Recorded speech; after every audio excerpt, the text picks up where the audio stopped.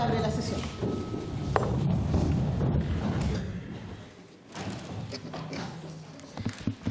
La secretaria dará lectura a la cuenta. Gracias, Presidenta. Se han recibido los siguientes documentos para la cuenta. Correo electrónico del Directorio Nacional del Colegio de Enfermeras, mediante el cual excusa la inexistencia de la Presidenta del Colegio en la sesión. No obstante, solicita se pueda reagendar su invitación. Reemplazo de la diputada. La señora Cayola reemplazará a la diputada Santibáñez y la señora Luc a la señora Olivera. Es toda la cuenta, Presidenta. Muchas gracias, secretaria. Con objeto de continuar su cometido y dar cumplimiento a lo encomendado en el mandato, se ha citado al director nacional del Fondo Nacional de Salud, FONASA, señor Marcelo Mozo Gómez, que le damos la bienvenida. Y también se ha invitado al fundador de la plataforma Prepárate, señor Alberto Farías Aguilera, que también le damos la bienvenida y va a intervenir después del señor Marcelo Mozo. Todo suyo. Muchas gracias, Presidenta. Muchas gracias a la Comisión por la invitación. Esta comisión nos hizo llegar un oficio en el cual nos hizo unas preguntas específicas en la materia que querían que me refiriera hoy día y he preparado una presentación en la cual trato de dar respuesta a esas preguntas y si usted me lo permite, entonces voy a comenzar con la presentación y si tenemos preguntas, por supuesto, podremos atenderlas. Las materias a las cuales me voy a referir son respecto al marco legal en términos de acceso y protección financiera, el marco legal específico para el VIH. Luego voy, como la materia concerniente a FONASA está circunscrita al GES, entonces voy a hablar sobre el marco normativo del GES en este caso específico, las prestaciones que están garantizadas para el VIH, el gasto anual, los beneficiarios tratados. Y finalmente, a un punto que también se me pidió referirme específicamente, que es sobre el tratamiento de migrantes y turistas dentro del Fondo Nacional de Salud. Lo primero es que respecto al marco normativo, hay dos cosas que son relevantes de comprender. Una, sobre el derecho de acceso a la protección a la salud y lo segundo es sobre la protección financiera de FONASA. Esto hay que separarlo a nuestro gusto porque es relevante. Y lo primero, sobre el derecho de acceso a la protección de la salud. Bueno, como todos acá sabemos, de acuerdo a la Constitución Política, el Estado protege el libre e igualitario acceso a las acciones de promoción, protección y recuperación de la salud y de rehabilitación del individuo. Por otro lado, en el artículo 132 del DFL1, se dice que los establecimientos asistenciales del Sistema Nacional de Servicios de Salud, es decir, toda la red pública, no podrán negar atención a quien lo requieran ni condicionarla al pago previo de las tarifas o aranceles fijados a este efecto. Esto es relevante en términos de la materia del derecho que asiste a cualquier individuo en territorio nacional a acceder a la protección a la salud. Respecto a la protección financiera, es decir, si FONASA paga o no paga estas prestaciones, en la normativa vigente también constituida en el DFL1, dice que al Fondo Nacional de Salud le corresponde financiar en todo parte las prestaciones que se otorgan a los beneficiarios del régimen del libro 2 de esta ley en cualquiera de sus modalidades. Entonces, aquí hay un punto importante que voy a tomar más adelante respecto a que la ley obliga a FONASA a financiar en todo o en parte a aquellas personas que son beneficiarios del régimen. De esta manera, y atendido al principio de legalidad consagrado entonces en la Ley Orgánica Constitucional de Bases de Administración del Estado, FONASA solo puede concurrir al financiamiento de las prestaciones de atención de salud de sus beneficiarios. Entonces, esto es relevante, como lo dije. En términos específicos del VIH, hay distintas leyes que facultan y obligan a las instituciones del Estado a realizar acciones, como por ejemplo la promoción, la prevención y el tratamiento del síndrome de inmunodeficiencia adquirida. La Ley 19.779 establece que la prevención, diagnóstico y control de las infecciones provocadas por el VIH, como la asistencia del libre e igualitario ejercicio de sus derechos por parte de las personas portadoras y enfermas, sin discriminación de ninguna índole, constituyen un objetivo sanitario. cultural y social de interés nacional y obliga al Estado entonces a la elaboración de políticas que propendan hacia dicho objetivo, procurando impedir y controlar la extensión de esta pandemia. En ese sentido, lo que ocurre es que el Estado articula las políticas que contribuyen al control de la enfermedad desde la promoción y prevención, por un lado, hasta el tratamiento por el otro. Y es el Ministerio de Salud quien define esa dirección y las orientaciones técnicas. Por otra parte, el Decreto Supremo 3 del Ministerio de Salud estipula los problemas de salud que se encuentran incluidos en el GES, las garantías explícitas de salud, que garantiza el diagnóstico y tratamiento de la enfermedad a todo beneficiario, en el caso de FONASA. El problema de salud garantizado número 18 es el que corresponde al síndrome de inmunodeficiencia adquirida y FONASA, por lo tanto, tiene respecto de esa patología, es decir, circunscrito al mundo del GES, las funciones que la Ley 19.966 le asigna respecto a asegurar el acceso y oportunidad de atención a sus respectivos beneficiarios. En cuanto a la protección financiera que otorga FONASA a las personas que son beneficiarias y que presentan el problema de salud garantizado número 18, la cobertura es de 100%, es decir, es gratuita para todos los tramos de FONASA. En términos entonces de GES, que es lo que básicamente FONASA protege financieramente y tiene que actuar en oportunidad y calidad, lo primero es señalar de que está obligado FONASA a proveer las atenciones de salud a los beneficiarios procurando cumplir con estas garantías y la protección financiera. Por eso, lo que hace FONASA es realizar convenios, tanto en la red pública como privada, cuando no hay capacidad, para otorgar esas prestaciones contempladas en este decreto supremo que acabo de mencionar. Lo importante aquí señalar dentro de los pasos que se establecen en la propia ley para poder dar cumplimiento a esta garantía es que los plazos establecidos para estas patologías mediante la garantía GES solo constituyen una puerta de entrada al sistema. La ley expresamente establece el plazo máximo de oportunidad considerando 3 etapas. La primera, la designación de un primer prestador por FONASA o las ISAPRES, en el caso de las ISAPRES. La designación de un segundo prestador cuando no ocurre que se dé en oportunidad la primera atención. Y en el caso de un reclamo, la designación de un tercer prestador cuando esto interviene la Superintendencia de Salud. Es decir, solo una vez que el prestador designado por la superintendencia no otorgue la prestación, estamos en presencia de un incumplimiento jurídico de la garantía de oportunidad. En este sentido, la ley lo que hace es otorgar un rol activo al beneficiario, exigiendo que por sí o mediante un tercero reclame para que se activen las etapas segunda y tercera. En cuanto a cuáles son las prestaciones GES que están garantizadas, ahí tenemos un cuadro en el cual habla cuáles son ellas, desde el diagnóstico hasta el tratamiento y el seguimiento, y hay una periodicidad también establecida en cada uno de ellos.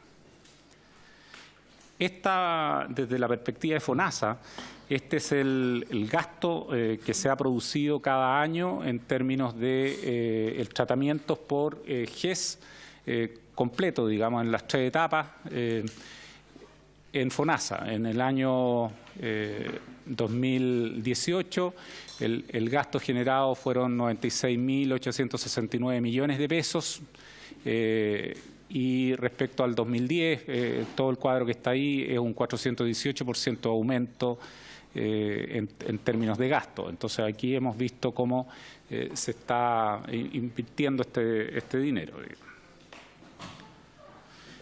El número de beneficiarios en tratamiento ha ido también en aumento desde el 2010, que teníamos 12.841 personas, hasta el año 2018, que hay 37.467 beneficiarios que accedieron a esta prestación.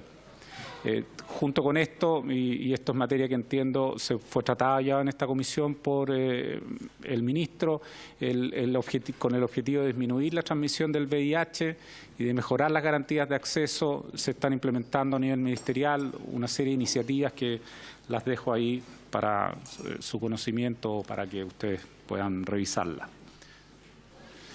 Esta es la red de prestadores, como ustedes ven, con las cuales tenemos convenios. Son básicamente la red pública. Solo hay dos instituciones que hacen algunas cosas específicas que no son la red pública misma, que es el Hospital Clínico de la Universidad de Chile y el Hospital Clínico de la Universidad Católica.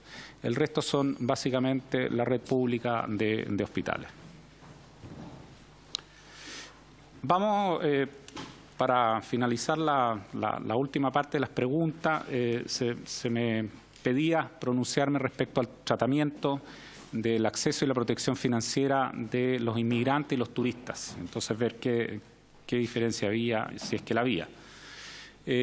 Primero, recordar lo que dije al comienzo, el derecho de acceso a la protección de la salud, de acuerdo al artículo 132 del DFL 1, los establecimientos asistenciales del Sistema Nacional de Servicios de Salud no pueden negar la atención a quienes lo requieran, ni condicionarla al pago previo de las tarifas o aranceles fijados en este efecto.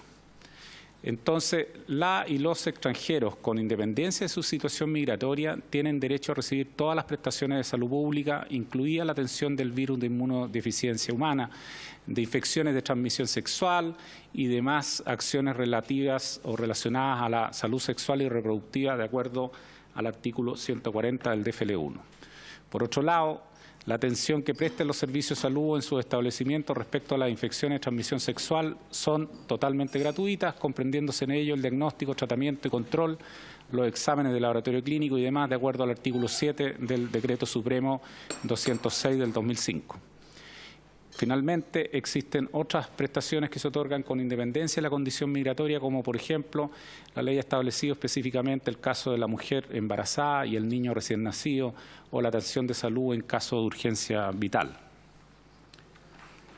En cuanto a la protección financiera de FONASA, de acuerdo a la normativa vigente, principalmente constituida en este mismo Decreto Fuerza Ley 1, el Fondo Nacional de Salud le corresponde financiar en todo parte las prestaciones que se otorguen a los beneficiarios, como lo dije al principio, del régimen del libro 2 de esta ley en cualquiera de sus modalidades.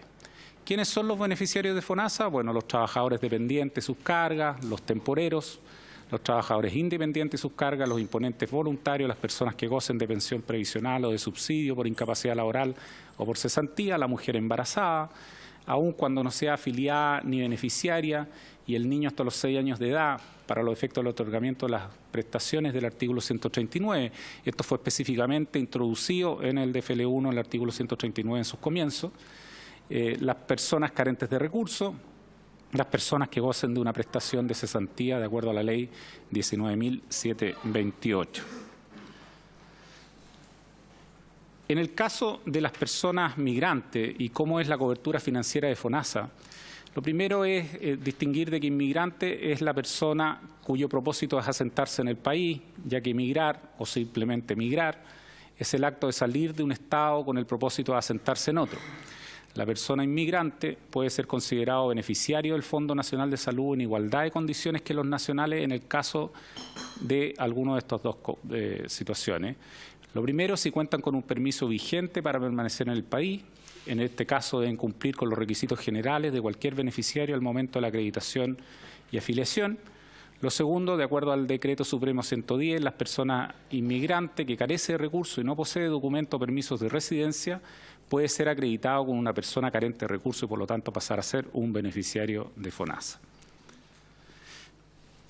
El proceso de este último caso de cómo debe acreditarse una persona migrante que es irregular y carente de recursos en FONASA está explicitado ahí, que debe ser a través del establecimiento de la atención primaria o de los centros de salud próximos, llenar un formulario de carencia de recursos, presentar ese formulario junto con algunos otros documentos y de ahí FONASA lo que hace es revisar los antecedentes, otorga un número provisorio de identificación. Este número, es importante señalarlo, es solo válido para los establecimientos públicos de salud. Luego FONASA orienta al inmigrante que está obligado a regularizar su situación en Chile para obtener un RUN y una vez obtenido el RUN nacional debe acudir a una sucursal de FONASA para regularizar su situación. En el caso de los derechos de la persona que es turista en FONASA, primero Son considerados turistas aquellas personas que ingresan al país con fines de recreación, deportivo, de salud, de estudio, de gestiones de negocio u otros similares, y que en tal calidad están autorizados para permanecer en el país durante un periodo no mayor a 90 días. Esto lo pueden renovar si es que pasan los 90 días, digamos, y extender hasta 120 días. La persona turista, por lo tanto, no puede ser considerada beneficiaria, ya que no cumple con la definición de inmigrante propositivo a asentarse en el país, salvo que manifieste su intención positiva de radicarse en Chile, sea porque transcurrió el plazo para ser considerado turista, en el caso que pasaría a ser, como lo hablamos anteriormente, de ser una persona irregular en el país, carente de recursos y que se aproxima entonces a este número provisorio que entregamos nosotros, o porque dio inicio a los trámites para obtener una visa de permanencia en el país. La regla general de acceso, como lo decíamos antes, es que los establecimientos asistenciales del Sistema Nacional de Servicios de Salud no pueden negar atención a quienes lo requieran. Por lo tanto, todos, independientes si son turistas o no, pueden hacer uso del sistema. Pero la condición general de financiamiento de quienes no tienen calidad de beneficiario es que deben pagar su valor según el arancel respectivo, al igual que cualquier persona que no sea beneficiaria de FONASA, tales como quienes están en ISAPRE. En el caso de FONASA, en este sentido, si alguien no es beneficiario, la ley no nos faculta para poder otorgar una prestación financiera, una protección financiera, a menos que una ley específica pudiera decirnos lo contrario. Por último, solo comentar de que hay algunos convenios en términos de seguridad social, que en el caso hay reglas que no cumplen con lo anterior, pero es porque hay convenios específicos, como por ejemplo con el caso de España, que tenemos un convenio bilateral entre los países para cotizantes activos y pasivos que, junto a sus cargas familiares, pueden acceder a prestaciones de salud en el otro país en igual condición que los nacionales. Y también tenemos un convenio con Argentina respecto a atenciones de urgencia o emergencia vital, respecto de personas que sin ser residentes carezcan de medios económicos suficientes. Eso es la presentación, se me perdió la presidenta, señora presidenta, que teníamos preparada. Por favor, si tienen alguna pregunta. Muchas gracias, señor Mozo. Vamos a acumular las dos presentaciones para luego hacer las preguntas, ¿les parece? Así es que le damos la palabra a don Alberto Farías. Sí. ¿Ah?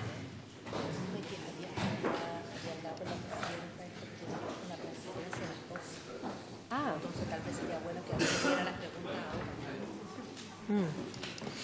ahora. ¿Cuánto dura la presentación que viene? ¿Cuánto dura?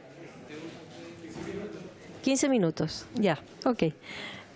Alcanzamos a liberarlo antes de la cosa.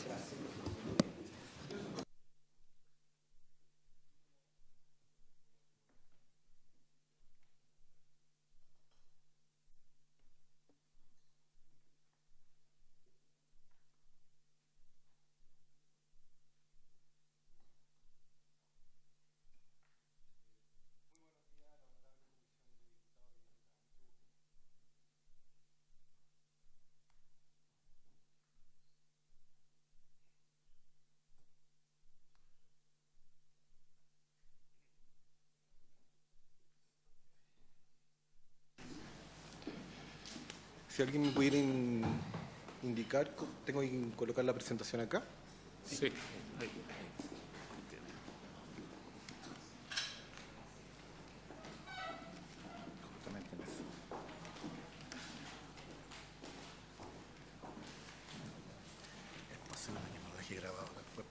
Sí, claro.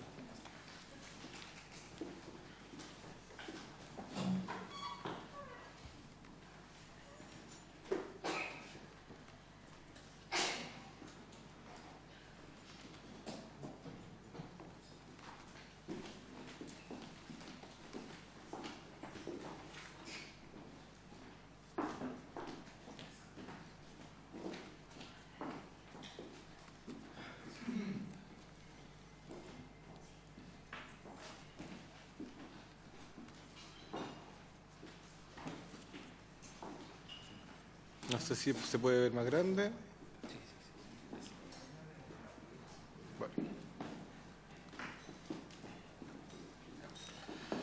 Bueno, muy buenos días, estimados diputados y diputadas. Mi nombre es Alberto Farías, ocupo el acrónimo de Carlos Faras en redes sociales. Yo soy una persona viviendo con VIH, vivo con el virus hace 13 años y también soy cientista político y tengo 13 años de activismo en la materia. Y creo que era importante para la comisión que pudieran contar con un testimonio de primera fuente, porque el VIH sí tiene rostro, y que adicionalmente también pudieran contar con opinión especializada y con enfoque de derechos. Creo que es importante que puedan ver a una persona que tiene VIH y a una persona que se ha especializado en la materia en 13 años. O sea, no soy una persona que tiene VIH hace 2 años. Soy una persona que tiene VIH desde el 2 de enero del año 2007. Por tanto, tengo una historia muy potente que contar que quiero conversar con ustedes. Yo soy el fundador de la plataforma Prepárate, que creo que en esta presente comisión ha habido mucha mitología y mucha tergiversación de la verdad respecto a la profilaxis preexposición, por parte en particular de algunos activistas que se dedican a la materia, y me gustaría desmitificar muchas de las cosas que se han dicho. Así que, bueno, yo di una entrevista hace unos meses atrás en el diario La Tercera, donde yo conté mi experiencia con el VIH. Y creo que esto me permitió salir del closet totalmente respecto a lo que significaba esta enfermedad. No hay muchos testimonios de personas que tienen VIH y lo están dispuestos a contar de una manera pública. Y la verdad es que esto para mí fue un proceso muy largo. Yo fui saliendo del closet con el tema del VIH poco a poco. Recién a los 10, 11 años les pude contar a mis padres de mi condición serológica. Por tanto, esto fue una cuestión que me tomó mucho tiempo y que por sobre todo lo que estuvo más presente en mi vida como persona VIH positivo fue el estigma y la discriminación. Y me da mucho gusto porque siento que me he preparado toda la vida para la presentación que estoy dando en esta comisión, porque efectivamente lo que más he tenido que vivir durante todos estos años es el estigma y la discriminación, por parte tanto de personal sanitario como por personal no sanitario que trabaja en particular en salud sexual, por parte de autoridades e incluso activistas que se dedican a la materia. Y esa es la razón por la que con mucho gusto hoy puedo hablar del VIH y de mi vida con el VIH con total libertad. Pero fue un proceso muy, muy, muy difícil, en particular por el estigma y la discriminación que vivimos las personas VIH positivas y que tengo la sensación que es lo que está ocurriendo con los futuros usuarios de la PrEP. Los estamos condenando también al estigma y a la discriminación.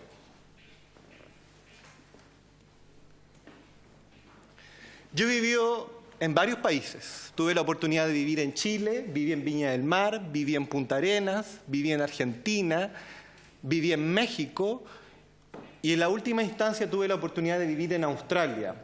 En todos esos países viví con el VIH al hombro. Viajé particularmente porque tenía intenciones de educarme. Nunca quise dedicarme a estas materias. Hice todo lo posible por alejarme de estas materias. Pero todo lo contrario, por azar o por destino, me he terminado dedicando y formando mucha experiencia y conocimiento en la materia. Y esta experiencia me permite entender cómo funciona el VIH en Viña del Mar, cómo funciona en el Hospital del Salvador, donde me atiendo hace 13 años, que creo que está un poco hasta peor comparado a hace 13 años, Punta Arenas, Magallanes, Buenos Aires, la Ciudad de México y Sydney. Por tanto, conozco la experiencia a nivel chileno, nacional, conozco la experiencia latinoamericana como paciente y también conozco la experiencia del primer mundo en Australia, donde tuve la oportunidad de ver y educarme respecto a lo que está haciendo Australia para poder tener los excelentes indicadores que tienen en materia de VIH. Y muy asociados al tema de la PrEP, que fue donde yo aprendí sobre esto. Porque yo llegué quizás con un poco de conocimiento superficial a Australia respecto al tema de la PrEP, y logré realmente llegar a un mundo donde todo esto estaba instalado, había PrEP por todos lados. Por tanto, fue la mejor experiencia que tuve desde el punto de vista de la salud sexual. Y es un poco la experiencia que quiero contarles. Se ha dicho mucho mito respecto al uso del condón, que el uso del condón ha bajado, que por eso hay más infecciones de transmisión sexual. Como científico de los datos, como científico político, les puedo decir que eso no es correcto. El uso del preservativo se ha mantenido constante dentro de su bajo uso, sin modificaciones estadísticamente significativas, por lo menos en los últimos 13 años, que es donde tengo estudios metodológicamente comparables. En promedio, lo único que podríamos decir desde el punto de vista del análisis de datos con rigor es que en los últimos 13 años 1 de cada 10 chilenos ocupa el condón siempre. El 90% de los chilenos ocupa el condón nunca o a veces. La barrita que ustedes ven ahí, que es la más elevada, representa el nunca.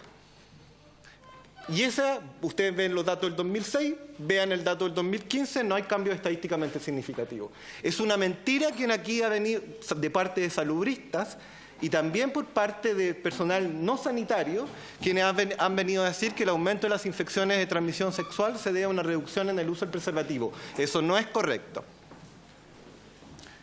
Aquí tengo otra encuesta que corrobora lo que estoy diciendo. Todos estos fueron elaborados por mi persona, donde nuevamente tenemos datos que corroboran que el uso del preservativo se ha mantenido constante dentro de su bajo uso. Por tanto, la pregunta que nos tenemos que hacer, y que yo he visto que algunos parlamentarios, honorables parlamentarios, han formulado en la presente comisión, es ¿por qué aumentan las infecciones de transmisión sexual si yo le estoy entregando datos de que el uso del preservativo se ha mantenido constante dentro de su bajo uso?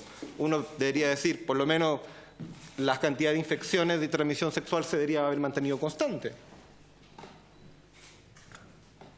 Bueno, yo elaboré esta tabla para una investigación que quiero publicar en una revista de investigación científica. La mandé primeramente a la revista chilena de infectología, que evidentemente me lo rechazó. Y estos datos nos indican el uso del preservativo distinguido por sexo y por orientación sexual. Si ustedes ven los datos, los gráficos que les mostré con anterioridad, comparado con los honorables diputados, les contaba de mi vida con el VIH, y ven los datos de los hombres gay, lo interesante es que los hombres gay tienen un 44% del uso siempre del condón.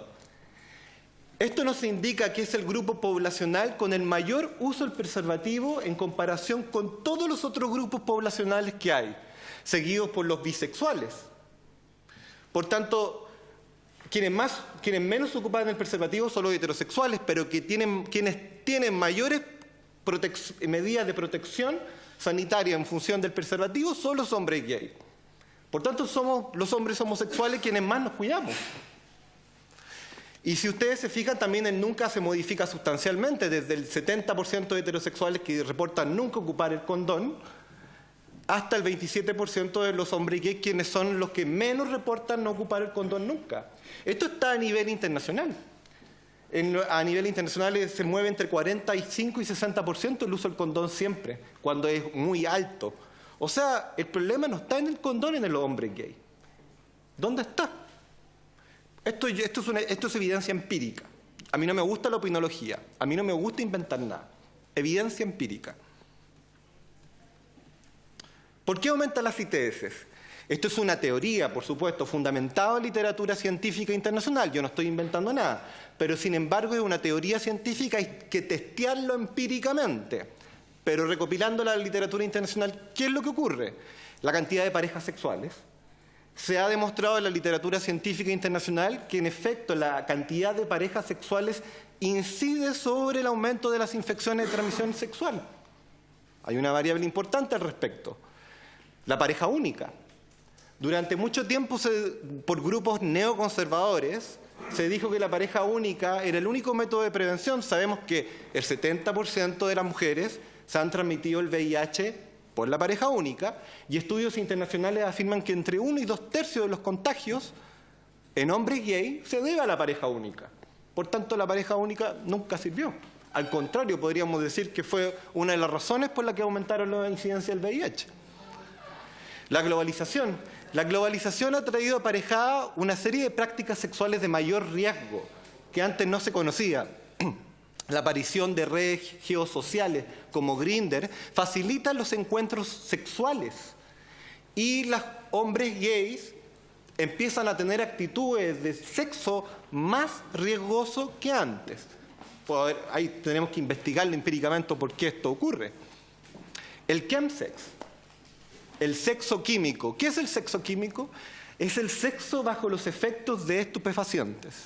El sexo anal, mis estimados diputados y diputadas, es un sexo muy distinto al sexo vaginal, porque el sexo anal penetrativo es un sexo mucho más violento, agresivo, hay más sangrado.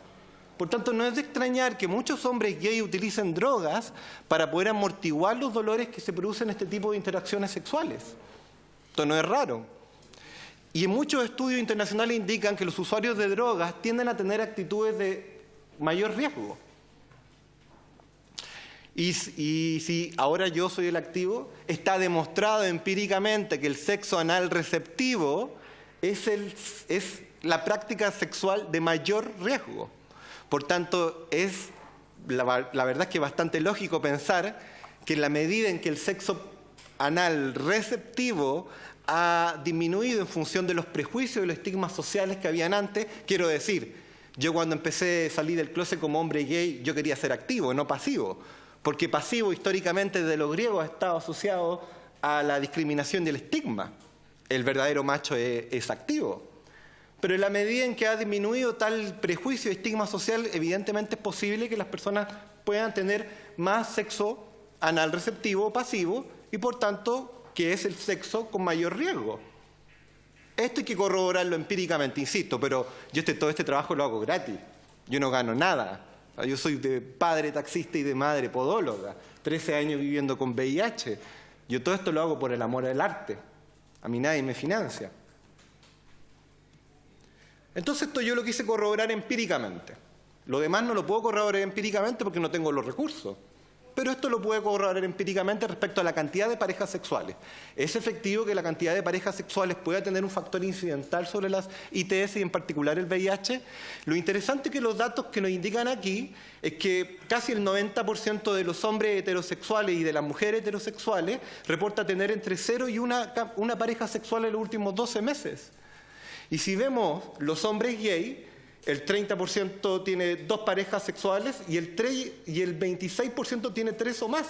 O sea, 55-60% de los hombres gay reporta tener 2 o más de 3 parejas sexuales.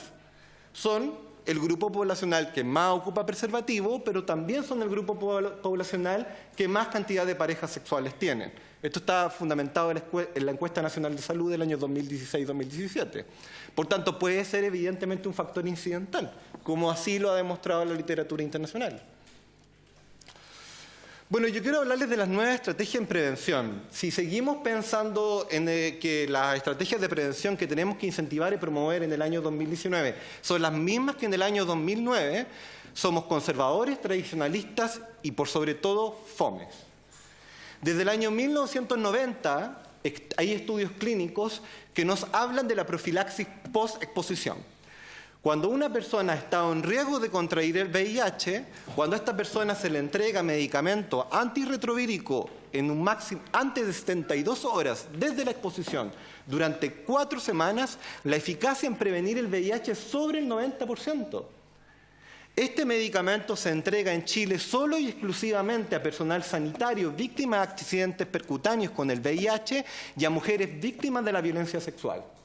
Si yo voy a Australia, si yo voy a Inglaterra, si yo voy a Estados Unidos, si yo voy a Canadá, si yo voy a España, este tratamiento se entrega a cualquier persona que considere que haya estado en riesgo desde el punto de vista de su salud sexual. Se me rompió el condón. Yo trabajo con médicos y hago consejería clínica. El otro día me contactó un chico porque se le había roto el condón y estaba muy preocupado y quería acceder a la profilaxis post-exposición. Me dijo que fue a un servicio de urgencia, para solicitarlo y le dijeron que lo que él estaba buscando era la pastilla del día después que se entregaba solo para las mujeres, que lo que él estaba pidiendo no existía. Ese es el nivel de ignorancia en el personal sanitario en nuestro país. Yo he solicitado insistentemente a Salud Pública, a redes asistenciales, a la CENAVAS y a los servicios de salud, información respecto a cómo se ha entregado este medicamento al personal sanitario y a las mujeres víctimas de la violencia sexual. ¿Qué medicamento se ha entregado? ¿Se ha entregado uno de marca o uno genérico? ¿Bajo qué criterio? ¿Cuánto se ha entregado? Esto ha ayudado mucho en la disminución de las infecciones de VIH en el mundo. ¿Por qué en Chile no lo tenemos? Vamos a empezar con PrEP y no tenemos POST. Deberíamos tener el POST inculcado e implementado en los servicios de urgencia para que las personas, en caso de que han tenido una situación de riesgo, puedan acudir. En este instante, algunas ONG con mucho esfuerzo, de manera muy artesanal, lo entregan. Esto tenemos que masificarlo. La PrEP.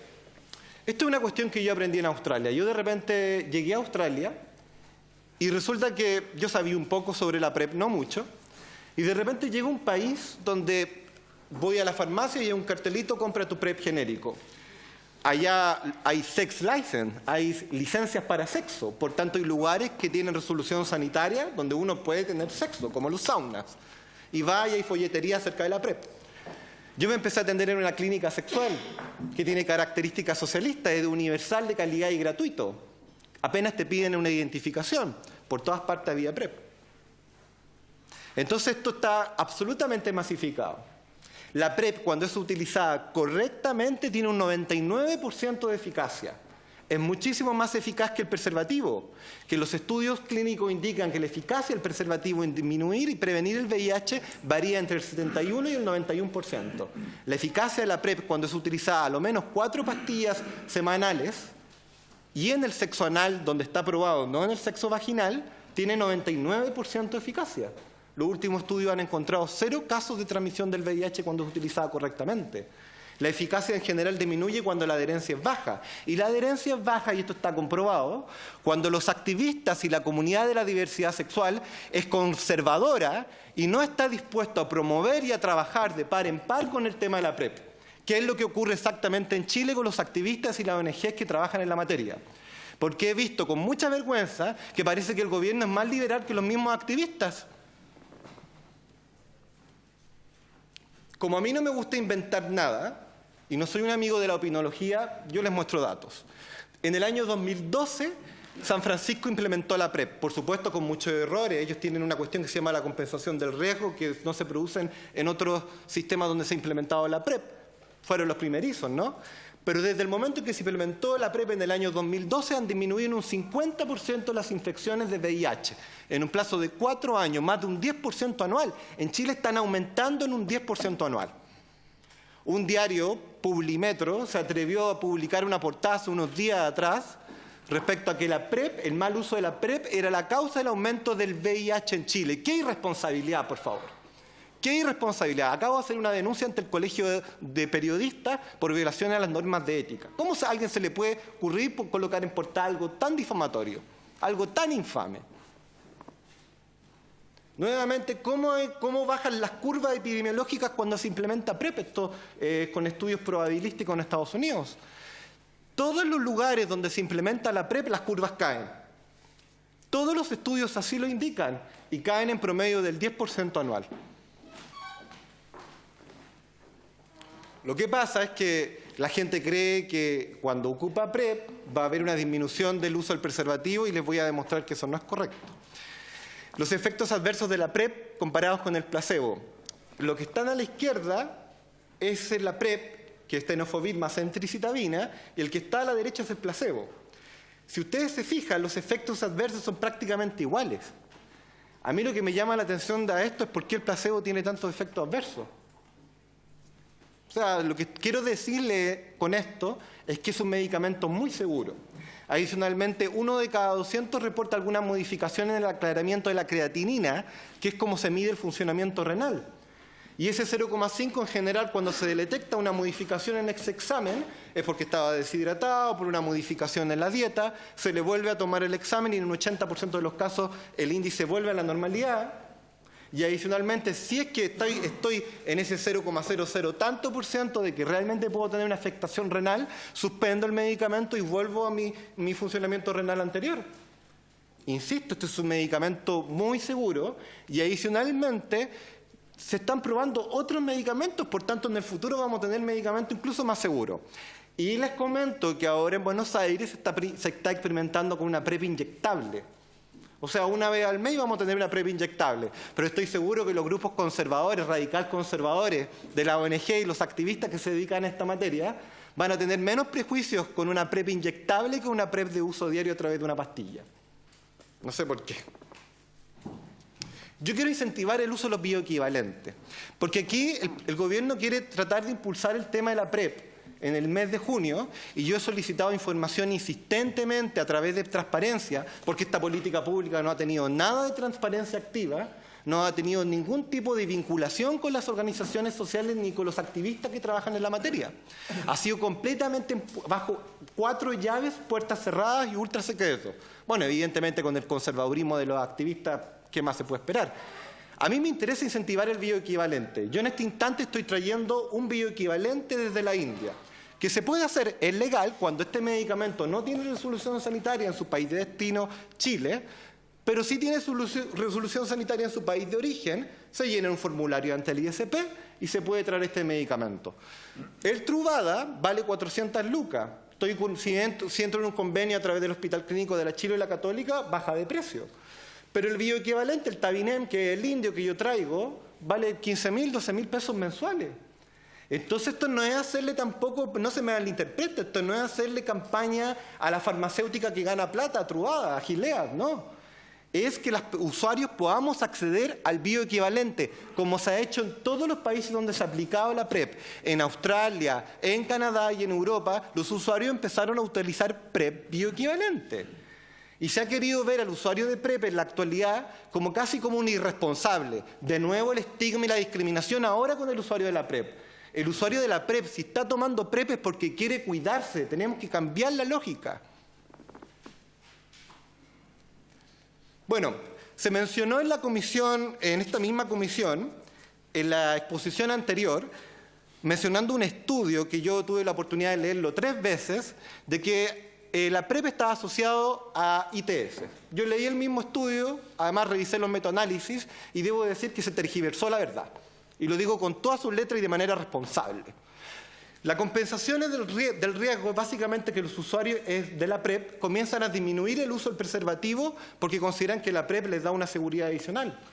Todos los estudios demuestran y metaanálisis que eso no es correcto. E incluso el mismo estudio que fue citado en esta comisión en la sesión anterior dice que no se puede culpar a la PrEP por esa asociación de ITS y usuarios de PrEP. Y ello es así porque en general el usuario de PrEP ya está desde antes en alto riesgo.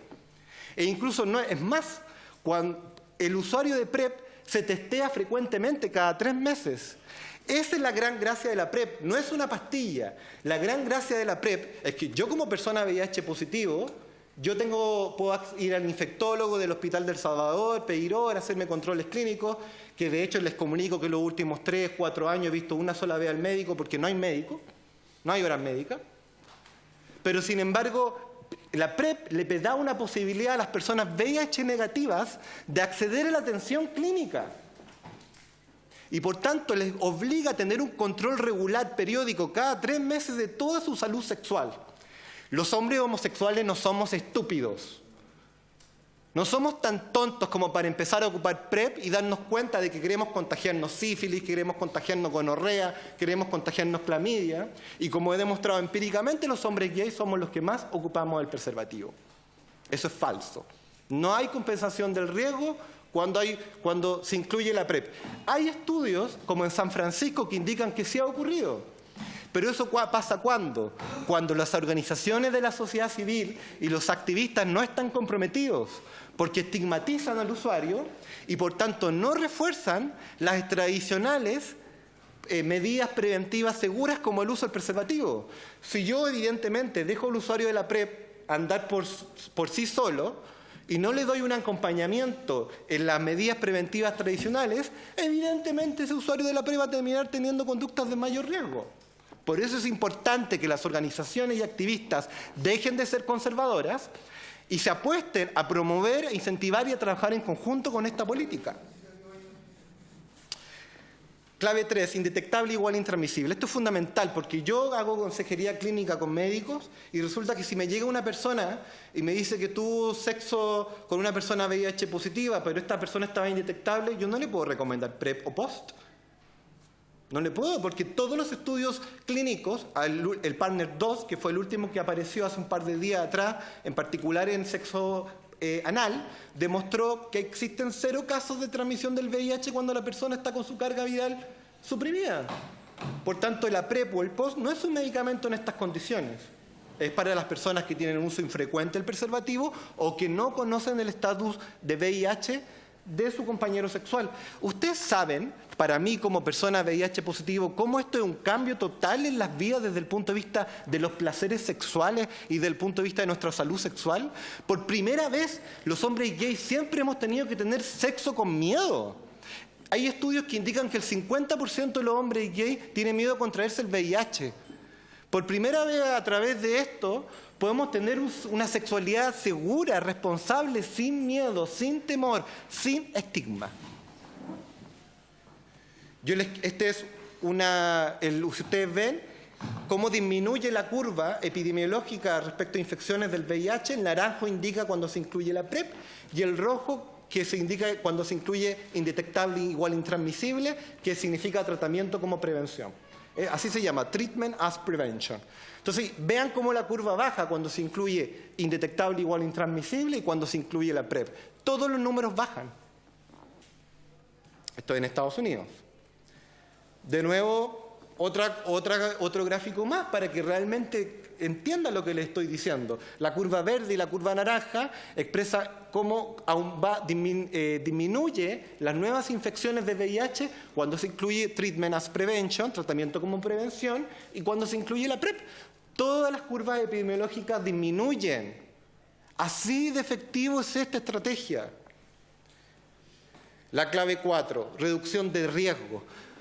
No hemos negado por conservadurismo a darle una oportunidad en salud sexual a ese 90% de las personas que utiliza el condón de una manera infrecuente.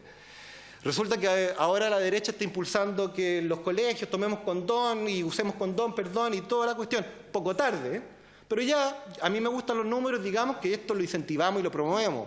Vamos a pasar del 10% a ¿cuánto? Al 30%, 25% de uso del preservativo siempre, que sería bastante exitoso. Claro, podríamos duplicar, multiplicar, pero seguiríamos teniendo un 70% de personas que ocupan el preservativo de manera infrecuente. Y podríamos decir lo mismo con hombres gay. Podemos inventarlo en 10, 20 puntos porcentuales, pero va a seguir habiendo un 40, un 35% que va a ocupar el preservativo de manera infrecuente.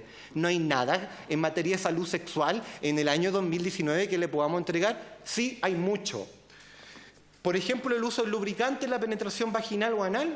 Resulta que ahora los alcaldes empiezan a repartir condón y se reparte condón y no se entrega lubricante. ¿Qué es lo que están esperando? ¿Que ocupemos la saliva?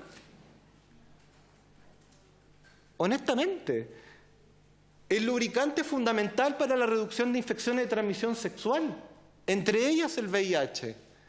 El sexo anal receptivo es muchísimo más riesgoso que el sexo anal inceptivo. Y esto es información que es importante que se la entreguemos dentro de la estrategia mixta combinada. Este es un mapa conceptual respecto al organigrama institucional del VIH. Me demoré 2 o 3 meses en hacerlo. Lo verde es salud pública, lo rojo es redes asistenciales. Aquí las ONG y los activistas han decidido trabajar permanentemente con salud pública. Démosle un folletito, enseñémosle a cómo ocupar el condón. Lo que yo aprendí en Australia es que la lógica es la salud sexual clínica. Yo como hombre gay, a mí ¿saben lo que me dicen los pacientes que yo atiendo dándole consejería clínica? Que las otras organizaciones son puro bla bla. Lo que necesitan las personas que no están en alto riesgo es poder acceder a atención clínica. Es que puede haberme un médico, una enfermera que me dé una receta, que esa receta me la den y que me entreguen el medicamento si tengo que tratarme. Yo en este instante, si yo quiero acceder a la atención clínica, tengo que ir a lo que está allá, al lado de infectología, ahí abajo, que se llama LUNASES. Los UNASES son las unidades de atención en salud sexual. Yo no sé si ustedes han escuchado sobre eso, pero son una calamidad. 5 o 6 horas de espera para atender enfermedades de salud sexual, donde además te discriminan. Yo tuve que acudir a la UNACE hace un par de semanas atrás y el médico me discriminó. Tuve que denunciarlo, tuve que hacer un reclamo público. Pues en el mismo hospital donde 13 años, me atiendo hace 13 años. ¿En qué ha cambiado? Siento que en nada. Entonces lo que necesitamos es robustecer la atención clínica a las personas que son VIH negativas y que están en alto riesgo. Todo lo demás es bla, bla. Que demos charla, que pongamos que el condón, que el folletito, porque resulta que la persona llama, no tiene dónde acceder a la atención clínica, porque está colapsado, porque te atienden mal. Y esta es toda la literatura y las encuestas para que sepan que no he inventado nada. Muchas gracias. Gracias, Alberto, por la exposición. Vamos a abrir las palabras para las preguntas. Diputados, diputadas. ¿Sí? Diputado Celis.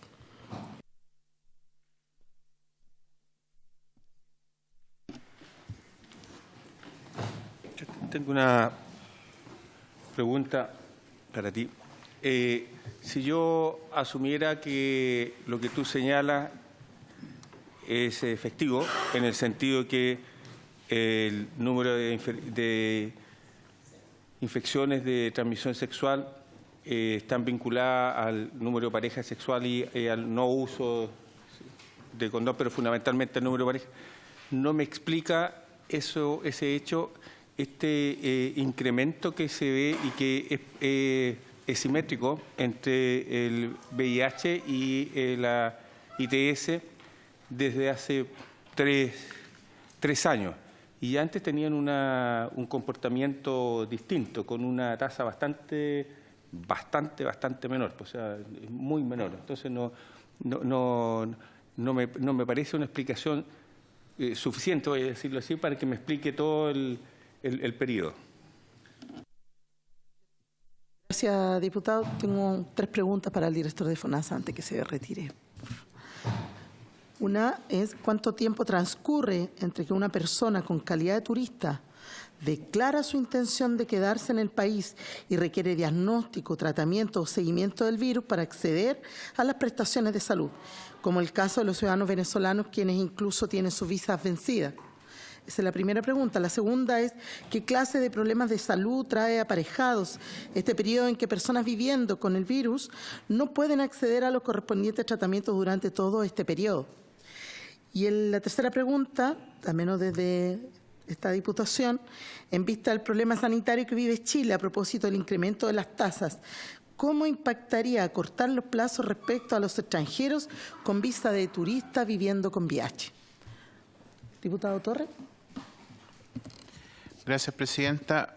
Voy a partir, saludando obviamente a ambos expositores por su intermedio. Y lo segundo, primero al director de FONASA, algunas preguntas que voy a aprovechar de hacer a propósito que está presente, sobre 84 garantías GES-VIH que están retrasadas según la información del control de glosa del cierre del año 2018. ¿Qué pasa con esos pacientes si eso se ha regularizado? ¿Cómo funciona la designación del segundo prestador? ¿Y cómo controla el GES FONASA si no aparece en el organigrama, digamos, y por lo tanto no tiene una consistencia estructural? Y lo segundo, a nuestro invitado, una consistencia estructural respecto al control del GES, a eso me refiero. A nuestro invitado me dejó una serie de dudas, la verdad que hubiese sido bueno poder profundizar en varias de ellas, sin embargo, por tiempo voy a tratar de entender algunas cosas que planteó. Respecto de las modificaciones en la práctica sexual, es evidente que Chile ha cambiado y la influencia de un millón de cosas, entre otras las que tú planteabas muy bien, ha significado una modificación en la conducta sexual. De hecho, lo comentábamos en la sesión anterior, manteniéndose relativamente estable el uso del condón, que es una mala cantidad, o sea, un mal porcentaje de uso, a mi juicio, aumentan, digamos, estas enfermedades. Y eso lo más probable esté asociado a nuevas prácticas donde no se utiliza el preservativo. El sexo oral, lo más probable es que sea muy bajo respecto del sexo vaginal y del sexo, digamos, anal. Entonces, ¿cómo crees tú, o según tu experiencia, eso podría estar influyendo entonces en la modificación? No entendí lo de la pareja única. Yo no soy de los que promueve eso como mecanismo único de control de este tipo de enfermedades, pero no entendí porque te entendí como que eso era, la pareja única había jugado en contra, o sea, aumentaba, puedo haberme equivocado, pero si lo dijiste así me gustaría que lo explicaras. Y lo otro que me preocupó fue PrEP genérico marca. Me parece bien el estímulo de bioequivalente, sin embargo, es complejo decir desde la lógica o la óptica de la salud pública que la gente llegue y traiga o importe un medicamento y se le denomine bioequivalente sin que existan pruebas de bioequivalencia. No sé si me explico. En Chile hay medicamentos genéricos y hay medicamentos que, siendo genéricos o de marca, son bioequivalentes, otros no lo son. Y hemos insistentemente nosotros tratado de estimular que sea de marca o que sea de genérico y ojalá genérico, estos sean bioequivalentes. No sé si me explico. Entonces, como tú haces esa importación directa, podríamos estar, no a lo mejor en ese caso, pero en otros casos, trayendo medicamentos que se presupone son bioequivalentes, pero no han pasado por prueba de bioequivalencia. Y eso sí es un riesgo, ¿ya?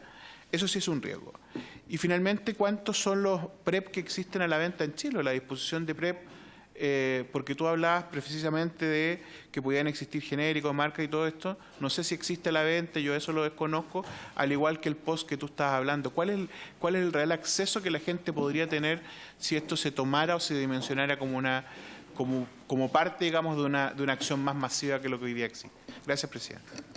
Gracias, diputado. Vamos a escuchar a... ¿Me permite, presidente? Eso mismo, no sé si el diputado Rosa tiene alguna pregunta para el director de FONASA para que cerremos las preguntas con el director que se tiene que ir y después continuamos con nuestro otro invitado. ¿Les parece? Ya. Quería preguntarle al director de FONASA si él sabe si hay algo de post-exposición en discusión, en conversación en el Ministerio o con FONASA. Diputado Rosa. Gracias, presidente. Gracias, presidenta. Gran parte de las preguntas ya las hizo el diputado Torres, pero hay una que me asalta la duda respecto de FONASA, es si existe una conversación explícita con el Ministerio de Salud, con las redes, respecto de la distancia que se produce entre el diagnóstico, la confirmación y el inicio de tratamiento, porque vimos que uno de los problemas que existía respecto de cumplir el 90-90-90 es que todavía tenemos en Chile una abultada distancia en cuanto a días respecto del diagnóstico, la confirmación en el ISP y el inicio de tratamiento, porque una de las cosas que sugirió acá la Sociedad de Infectología era justamente que se pudiese montar en Chile, en los laboratorios que existen en los hospitales de alta complejidad en las regiones, la confirmación, no necesariamente en el ISP, para acortar de esa manera a no menos de 7 días la confirmación, el inicio de tratamiento. Y lo otro, una cosa fuera de la comisión, aprovechar de saludar a las enfermeras que celebraron su Día Internacional el día de ayer y que hoy día seguramente están celebrando en toda la red asistencial su día y bueno, ellas como motor también de muchas intervenciones respecto a la prevención, educación y apoyo en esta patología. Gracias, presidenta. Muchas gracias, presidenta, diputados y diputadas. Lo primero respecto a cuánto tiempo transcurre entre que una persona que ingresa como turista y comienza a iniciar sus trámites para inmigrar, se inscriba.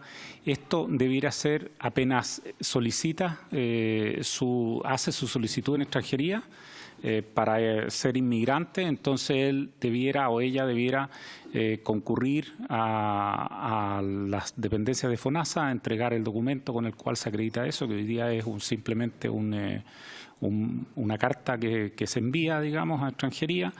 Y con eso ya se puede entregar este número que hablábamos hace un rato atrás y con lo cual puede partir, digamos. En el caso de los inmigrantes es cosa de llegar con su tarjeta en su ingreso, digamos, diciendo que tiene la característica de ser inmigrante.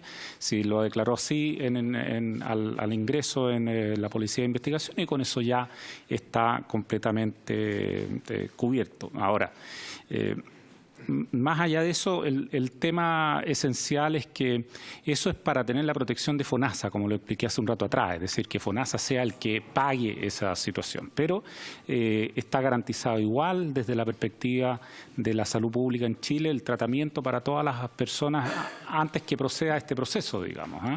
Eso está garantizado, como lo dijimos, en forma gratuita. FONASA solo se puede hacer cargo una vez que son beneficiarios y que es cuando ellos comienzan este trámite. Ahora, por lo mismo, en la tercera pregunta, que era respecto a los extranjeros que están viviendo con VIH en Chile, ellos tienen acceso en el sector público al tratamiento. La protección financiera ocurre desde la parte de FONASA, cuando ellos inician su condición de inmigrante y por lo tanto pueden ser beneficiarios. Antes de ser beneficiarios, como le comenté en la presentación, FONASA no tiene las facultades legales para poder cubrir esa prestación, pero lo tienen garantizado de otra forma. Por lo tanto, la continuidad del tratamiento está desde esa perspectiva.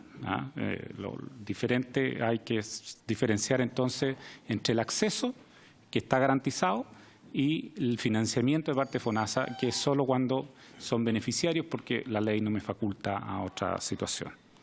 Respecto a la pregunta del diputado, las garantías retrasadas, de hecho, al 31 de marzo, la estadística que yo manejo es de 41 garantías retrasadas en este problema número 18, las cuales solo una de ellas a fines de marzo era por tratamiento.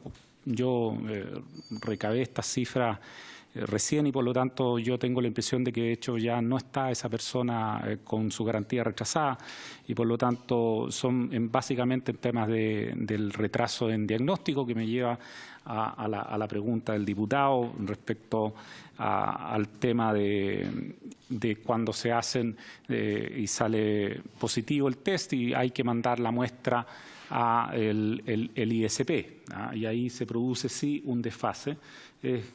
Todos estos procedimientos son procedimientos que yo no conozco esa propuesta que mencionaba usted respecto a tratar de tener en los centros de referencia en regiones, digamos, algún tipo de mecanismo paralelo al ISP, pero es una cosa interesante a considerar. No recuerdo cuál era, si había otra pregunta al respecto. Sí.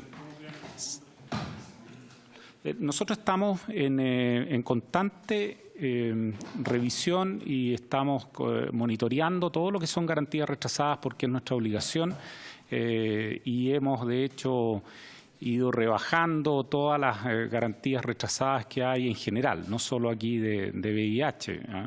El monitoreo ese se hace junto con redes asistenciales, específicamente con la DIGERA, que es la División General de Redes Asistenciales, para ir siguiendo cada una de las etapas. Ahora, FONASA lo que hace normalmente es que intervenimos en la medida en que vemos que hay atrasos en algunos servicios de salud y entonces le solicitamos a la gente de redes asistenciales que pueda revisar qué es lo que está pasando, agilizar eso. Y por otro lado, solo podemos intervenir cuando, como decía, la ley le dio un rol activo al paciente en términos de que debe reclamar. Y ahí podemos nosotros recién buscar un segundo prestador, pues nuestra red es la red pública y si hay un problema de que no pueden cumplir en cierto tiempo, si nos reclama el paciente, entonces nosotros ahí podemos salir a buscar un segundo prestador ya fuera de la red pública, digamos. Esos son los casos que estamos haciendo y eso es la fórmula que tenemos para poder monitorear esto. Pero el monitoreo es constante, estamos revisándolo todo el tiempo, de hecho hay Hay ciertas metas ministeriales, además, en que estamos reduciendo fuertemente esto. Para tener una idea, generalmente cuando uno mira la historia de las garantías retrasadas en nuestro país, andan por encima de los 10.000 en total. Y hoy día estamos cercanos a las 6.000, entonces garantías retrasadas en distintas cosas, ¿no? Pero estamos reduciendo eso porque nos preocupa mucho el tema. Sí. Director, y en la misma línea, aprovechando la pregunta del diputado Rosa, ¿ustedes como FONASA no han evaluado alguna estrategia efectiva para acortar los plazos entre una etapa y otra etapa, por ejemplo, para facilitarles a ustedes el trabajo? La propuesta de efectiva se planteó en otras sesiones de esta comisión de que se pudiese hacer a nivel regional la detección para hacer más rápido y más expedito efectivamente para ir cumpliendo efectivamente con las metas. Pero ustedes como FONASA han evaluado algunas alternativas, alguna estrategia para ir acortando esos tiempos. A ver, nosotros una de las cosas que estamos revisando constantemente, y de hecho es uno de los problemas que hemos ido detectando respecto a este tema de la inscripción, cuando las personas turistas manifiestan su deseo de migrar. Y ahí han habido en el pasado algunos problemas que hemos ido mejorando, pero que tienen que ver con temas administrativos básicamente, ¿no? Y que hemos mejorado. Respecto a las garantías GES, estamos en constante revisión junto con la gente de Dijera, pero le corresponde ahí a la gente de redes asistenciales revisar los tiempos, porque nosotros por ley solo podemos actuar en el minuto que hay garantías rechazadas y se nos reclama, digamos. Entonces, es la gente de redes la que está, y nosotros monitoreamos el rechazo básicamente con ellos, pero ellos tienen que estar revisando también esto. Perfecto. ¿Alguna otra pregunta? ¿Sí? ¿No ninguna? Bueno, le agradecemos. Sabemos que tiene otro compromiso importante de haber asistido con nosotros. Don Marcelo, como la presentación ya quedó, así que está disponible para el informe. Muchas gracias. Bueno, ahora entonces, Alberto Farías, hay algunas preguntas planteadas. Yo igual te quería agregar a las preguntas que ya te han planteado. Bueno, este próximo 18 de mayo se cumple un año del anuncio de la implementación del Plan Nacional de VIH por parte del Ministerio. Y en ese contexto, y a propósito también de lo que planteabas al inicio de tu exposición, ¿cómo entonces la sociedad civil ha logrado información del Ministerio que ha sido, como tú lo planteabas, muy difícil de acceder, sobre todo lo que tiene que ver con la estrategia PrEP? ¿Cómo lo ves tú? ¿Cómo ves que lo han ido manejando, ya que efectivamente esa información no ha sido entregada?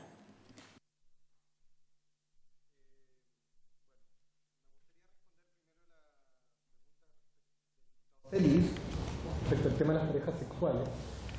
Yo a lo mejor el error que cometí le solicito la excusa a los presentes es no haber colocado en ese título posibilidades teóricas, que fue lo que traté de mencionar en un principio. Estas son posibilidades teóricas fundamentadas en literatura científica, pero insisto, esto es que hay que testearlo empíricamente para que podamos medir en qué porcentaje cada una de estas variables influye o incide sobre el aumento de las infecciones de transmisión sexual. No va a haber ningún científico serio o que se preste de serio que pueda decir esta es la causa. Sabemos que los análisis bivariados o monocausales son muy pobres o burdos desde el punto de vista de la explicación de la realidad. Por eso los análisis más complejos y que explican con mayor profundidad la realidad son análisis multivariables, multifactoriales o multidimensionales. Por tanto, no es que solo una causa esté influyendo sobre el aumento de las infecciones. Esto es muy complejo. Son múltiples variables, son múltiples dimensiones las que están influyendo. Probablemente aquí, quizá, si yo lo midiera estadísticamente, estas variables explican el 10% de todas las nuevas infecciones. No tengo idea, esto hay que testearlo empíricamente. Por tanto, estas son variables fundamentadas en la... ¿Perdón? ¿Ahí sí? Por tanto, estas son variables fundamentadas en literatura científica internacional, pero que hay que corroborarlos empíricamente. Respecto a la cantidad de parejas sexuales, hay abundante literatura que asocia las ITS con el VIH en relación a las parejas sexuales. Hay abundante literatura que indica que en particular los usuarios de la PrEP tienen alta cantidad de parejas sexuales. Y por tanto, sí hay una asociación, no una causalidad, y los científicos no tenemos mucha atención en ocupar esta terminología de manera correcta. Asociación no es causalidad, pero sí hay una asociación entre cantidad de parejas sexuales y aumentos de ITS. ¿Es la única causa? Probablemente no. ¿Explicará en qué porcentaje?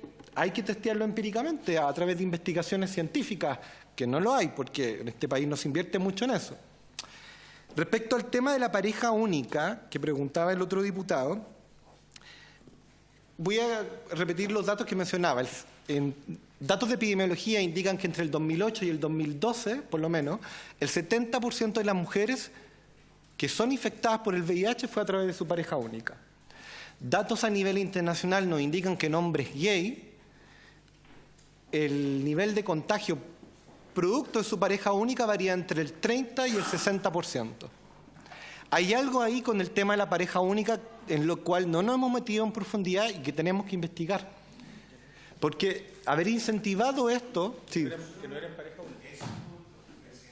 Sí. Solo por un tema conceptual, porque efectivamente lo que dice el diputado Celia, así. Si eso ocurrió es porque no eran pareja única. Claro. Es la estricta definición de pareja única. Es correcto, pero la persona que fue víctima de la infección... Supone que lo es. Exactamente. Okay. Y esa suposición es una de las más graves desde el punto de vista de las infecciones de transmisión sexual. De hecho, una de las herramientas en reducción de daños que yo promuevo es la información de tu pareja sexual.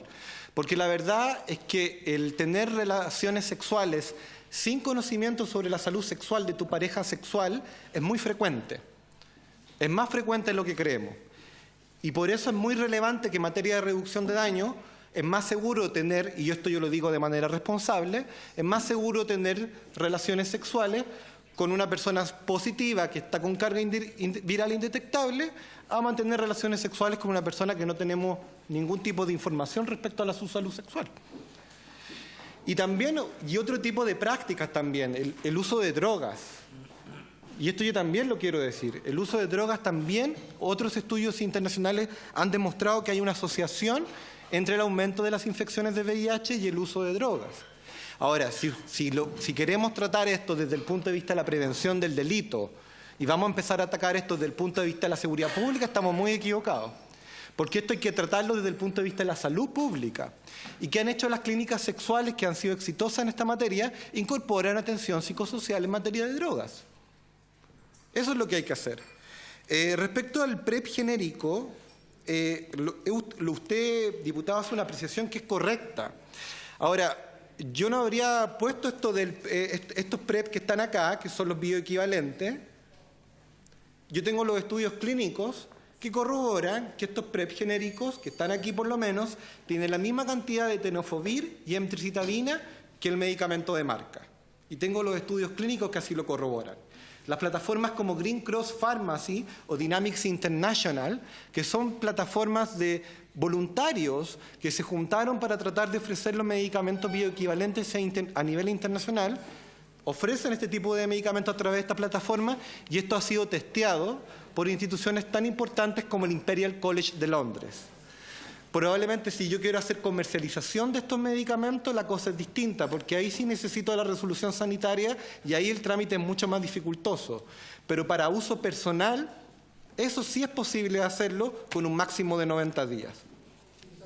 No, solo lo que pasa es que la bioequivalencia no se refiere a la cantidad de medicamento que contiene el fármaco determinado, sino a su distribución en el organismo, cómo este se distribuye.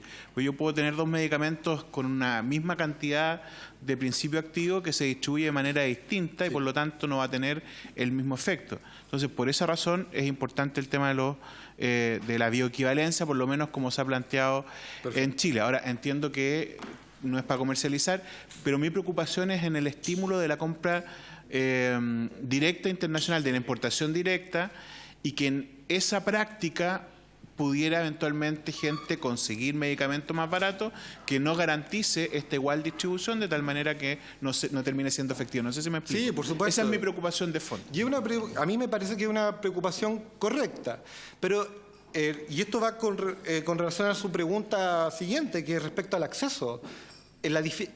Acceder a este medicamento es absolutamente difícil. Es tremendamente difícil porque si yo voy con la receta a la farmacia vale 400.000 pesos. Si voy a través del convenio de algún hospital clínico, ahí sí. Pero resulta que yo tengo el médico que me da la receta, pero ese usuario no tiene dónde acudir. No tengo una alternativa que ofrecerle. A lo mejor no entiendo la diferencia técnica entre bioequivalente y genérico porque no soy salubrista. Ahora, los estudios clínicos que yo tengo, que se los puedo mostrar y lo podemos conversar, corroboran que miden al paciente respecto no a la cantidad de medicamentos. Se hacen pruebas de sangre en el paciente. Ahora, lo que sí quiero decir es que esta fue la manera en que las tasas empezaron a bajar en estos países. No fue porque el gobierno empezó con su implementación, fue porque los usuarios compraban PrEP bioequivalente, iban a la clínica sexual a testearse y los médicos empezaron a notar, ok, tú estás tomando un medicamento desde el extranjero importado. Ok, perfecto. No hay transmisión del VIH. Entonces, esta es la manera en la que se ha hecho a nivel internacional. Y por tanto, uno puede decir con relativa seguridad en el Reino Unido, en Australia, donde en Australia esta es la práctica. Y esta ha sido una de las maneras en las que se ha podido masificar este medicamento. Por supuesto, en las óptimas condiciones posibles, lo mejor sería que pudiéramos tener el genérico con la resolución sanitaria a nivel en Chile, pero es tremendamente difícil. Entonces, los usuarios de la PrEP, todos los estudios clínicos que me han dicho, una persona que me pregunta por la PrEP es una persona que ya está en riesgo. Y yo las alternativas que tengo para ofrecerles son muy escasas. Y en este instante es la alternativa que yo le puedo ofrecer. Pero también quiero llegar a terminar a poder formar un convenio con alguna farmacia para ofrecer también un genérico que tenga la resolución sanitaria correspondiente en este país. Bueno, respecto a la pregunta que me hacía usted, diputada, yo creo que este país, con el tema de la PrEP, se ha caracterizado por una desinformación tremenda. A mí, la verdad es que me da mucha pena, porque siendo una persona VIH positiva, que prácticamente hago este trabajo sin ningún tipo de retribución económica, que lo hago por amor al arte, yo la verdad he tratado de incentivar esto porque yo lo aprendí en Australia y vi cómo funcionaba. Y llegué a un país de repente en donde no había nada. Nadie tenía idea de lo que era el POS, nadie tenía idea de lo que era la PrEP, de lo que era un genérico, poder acceder a un genérico. Porque resulta que los usuarios de la PrEP están tomando ese mismo medicamento, el Tabinem, sin resolución sanitaria acá, pero no lo compran a través de la manera correcta, que es traerlo de manera importada completando el formulario del ISP. Se lo compran de manera por internet. Entonces yo lo que estoy tratando de hacer es enseñarle a la gente a que lo tome de manera correcta, porque no voy a andar diciendo que no lo ocupen. Eso no sería realista. Entonces las ONG no están informadas sobre esta materia, no están comprometidas, no ha habido capacitación. Yo cada vez que hablo sobre estos temas es como que hablar en otro idioma. Disculpa, Alberto, pero en algún momento de la presentación, y por lo menos por lo que nosotros hemos recogido de las organizaciones que han venido, es que tampoco a ellos se les ha entregado la suficiente información. Y eso es muy probable. Por eso iba la pregunta, porque no podemos ser responsables solo a las organizaciones de la sociedad civil. Yo sí los hago responsables, diputada, porque estas cosas hay que estudiar. Esto basta con estudiar, esto basta con leer, con investigar. Las organizaciones de la sociedad civil, cada vez que yo he tenido, desde que llegué de Australia, alrededor de 50 reuniones, estimada presidenta de la comisión, con las mismas organizaciones que se han sentado en esta mesa, y les he hablado sobre todas estas cosas. ¿Ustedes creen que alguien ha recogido el guante de lo que estoy hablando? ¿Alguien me ha dicho, sí, hagamos una capacitación o algo? De manera muy tímida. Es como que realmente le hablara en nuestro idioma. Y yo siempre digo que hay un conservadurismo de dos tipos. Un conservadurismo que es ideológico, porque la gente lo cree con convicción, y un conservadurismo que es cultural, porque nunca se nos enseñó algo diferente. Yo cada vez que... Yo tengo 13 años de experiencia como activista en el hombro, estimada presidenta, y déjeme decirle que yo cada vez que proponía que las ONG tenían que dedicarse al estudio y la investigación, yo era ninguneado. Disculpa, la última pregunta en esa misma línea. ¿Tú has solicitado información directamente al Estado respecto de la estrategia PREP? Absolutamente, permanentemente. De hecho, me asocio con... ¿La respuesta? Estoy cooperando, me está cooperando la Fundación Datos Protegidos y las respuestas siempre son asquerosamente parsimoniosas. O sea, estamos trabajando en un protocolo nacional con un grupo de trabajo. Pregunto por el grupo de trabajo. ¿Quiénes son? ¿Tienen conflictos de interés? ¿Cuáles son sus cualificaciones curriculares? Estoy permanentemente solicitando información a través de transparencia, a través de redes asistenciales, salud pública, servicios de salud. Nadie me entrega. Además que yo también lo que me pregunto, el gobierno va a empezar con el tema de la PrEP. ¿Va a empezar con el Truvada que vale 400 lucas? ¿O vamos a tratar por lo menos de incentivar ese bioequivalente que sí tiene resolución sanitaria? Porque lo que yo también tuve que entender, estimada presidenta, durante todo este tiempo, que yo algo que no entendía, pero hablando con activistas, con algunos activistas que sí están comprometidos con esto, es que esto es un negocio. Y eso a mí me costó mucho entenderlo. Por eso yo incentivo el tema del genérico, porque no quiero verme envuelto en este tema del negociado que supuestamente no sé cómo lo harán entre el gobierno y la farmacéutica, no tengo idea. Ahora, esto hay que incentivarlo en las ONG, hay que incentivarlo en los activistas, y yo hago un llamado público a que las ONG dejen de lado este conservadurismo que han tenido y sean abiertas.